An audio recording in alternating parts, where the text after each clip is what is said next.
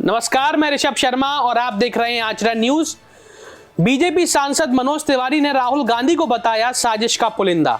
बोले, जब उनकी सरकार थी तब क्यों नहीं कराई जाति जनगणना। दिल्ली बीजेपी के प्रदेश अध्यक्ष रह चुके भाजपा सांसद बुधवार को ग्वालियर आए।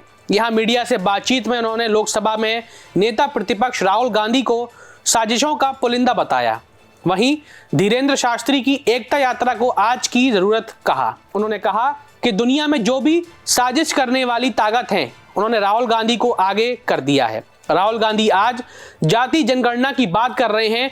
उन्होंने कांग्रेस के 10 साल के शासन में जाति जनगणना क्यों नहीं कराई। उन्होंने कहा, देश को बांटने वाले इतने सयाने हैं कि वह कब हमें बांट देते हैं, हमें पता ही नहीं चल पाता।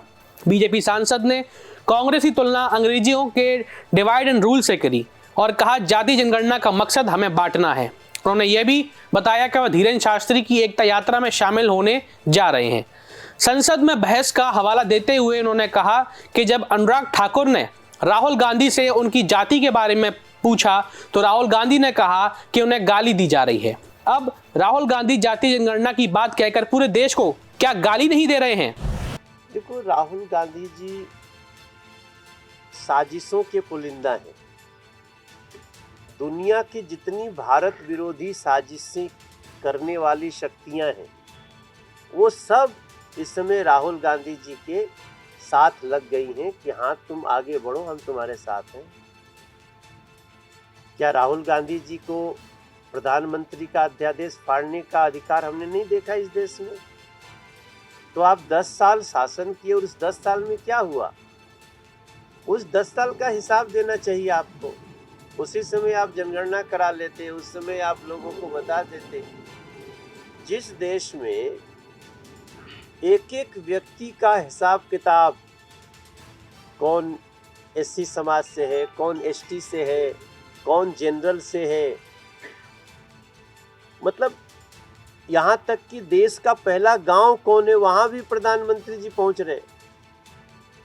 यहाँ तक कि छोटी से छोटी कोई ऐसी कम्युनिटी है या सांस्कृतिक रूप से, सामाजिक रूप से, उसको भी हम जोड़ करके ला रहे हैं और उसकी क्या कमी है उसको पूरा कर रहे हैं। इस देश में हमारा भी तो, हमको मालूम है मैं क्या जाति से हूँ, आप सबको पता है। अगर उस जाति के आधार पे हम रिजर्वेशन में आते हैं तो हमें रिजर्वेशन भी मिलता है। तो ऐसा तो है नहीं कि गणना हुई नहीं है। लेकिन आप एकदम से जिस प्रकार से आप इसको लेकर के घूमते हैं, उसमें साजिशों की बू आती है। आप नहीं चाहते हैं कि देश के लोग एक रहें।